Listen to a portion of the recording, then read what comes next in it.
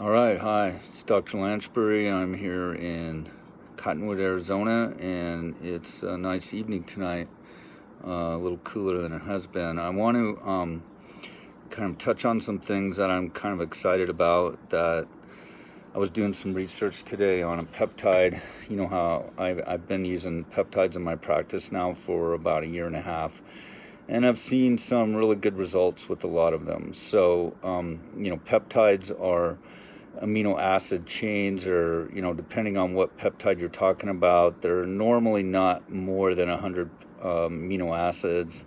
Occasionally there's some more than that, but they're anywhere from 10 to 100.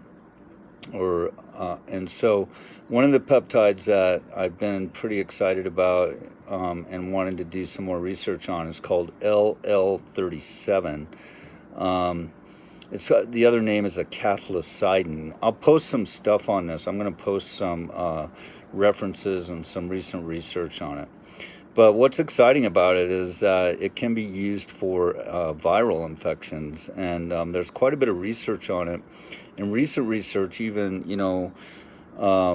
projecting how it's going to be or can be effective against COVID-19, and I'm sure it is actually. But this peptide is antimicrobial. So these antimicrobial peptides are made by the body. White blood cells make them, and macrophages make them. Probably other cells too. But anyway, these peptides are like first responders. Okay, they're part of your innate immunity, and so they're what knock out viruses or bacteria, too, or fungus on initial exposure. And so one of the things that really governs that is vitamin D. So vitamin D actually increases the synthesis of this peptide, LL37 cathelicidin. So it's this antimicrobial peptide actually does kill, results in the body being able to kill the virus, and being able to therefore prevent replication or entry of the virus into the cell. And as with a lot of things in the body, it has other functions too. It actually is involved in wound healing. It's anti-cancer. It's also anti-autoimmune, or it helps with autoimmune inflammation and reducing inflammation. And another interesting thing about LL37 is that it also blocks, or it recruits actually epithelial cells in the gut, so for lining the gut, and so it can be effective for reducing GI permeability and treating leaky gut.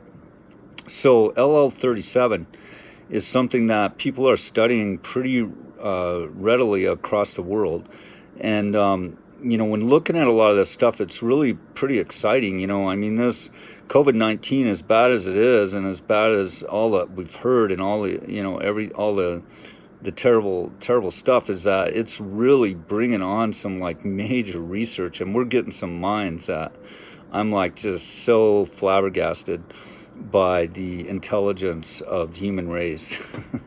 I know a lot of you aren't, and you're kind of looking at the wrong people, because if you look at some of these people, like, okay, so there's this Chinese researchers, and I think I have that article, I'll post it. So they're actually they actually did develop a bacteria, probiotic, basically a bacteria, Lactobacillus cocci, I think it's called. And they got this bacteria to produce LL37. So they actually treated mice with this, and it was proven to be safe. They didn't have hardly any side effects, and they like this bacteria like kicked out like major amounts of LL37. And so with the potential to be very effective against all kinds of antimicrobial and against all kinds of infections. And so what's exciting is that there's all kinds of really awesome brains out there, and people that are working on stuff that is amazing. And I mean, that research came out of China, and the Chinese, they got some awesome researchers, and they're really being really active in this whole arena.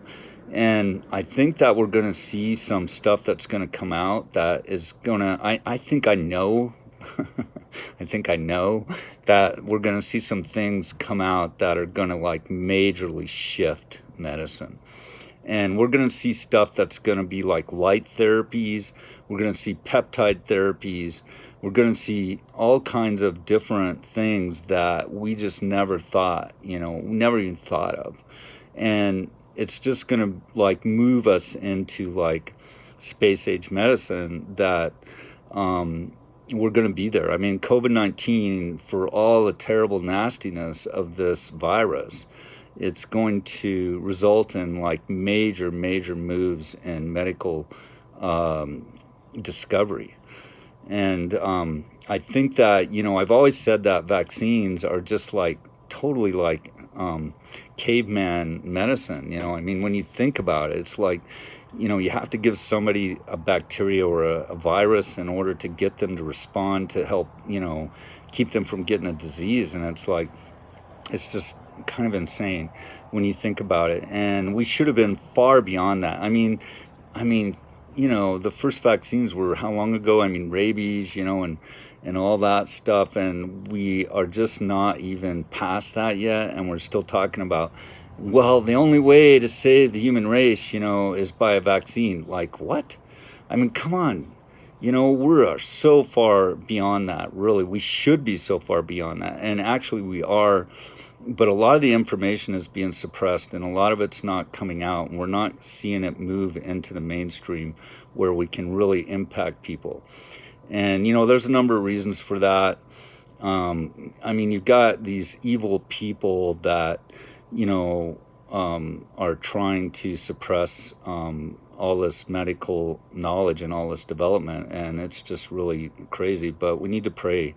We need to pray that everything's going to come out, and it's going to be like unbelievable how we're going to see healings that are going to take place, through energy medicine, through peptides, through, just natural stuff. I mean, like lizards that produce like all these antimicrobial peptides, like tons of them. And I mean, that can help us. And snake venom that produces these same type of antimicrobial peptides. I mean, these things in nature that are there and have been there all the time, and we just haven't seen them, and we haven't, I mean, they've been suppressed, and so it's all just gonna be really revealed. I believe it is, and I think we need to pray about it and not let all the negativity, like overwhelm us. And because the light is so much brighter in the darkness. I mean, and the more dark, the darker it becomes, the brighter the light. And so I'm just really, with what I know about medicine and science and, where I've been and what I've done, I mean, and which isn't, a little bit, I mean, it's been a lot. So I feel that we are seeing like, a really revolutionary process happen that is going to really change the face of medicine. And it's exciting. So I'll post some of the stuff on LL37. And, that's actually available too. I mean, I've used LL37 in a few patients, not COVID-19, but in people with chronic infections, and have seen, decent results. And I think it definitely has its utilization, with other things. But we're going to see stuff that I think is going to amaze us. So have a good night.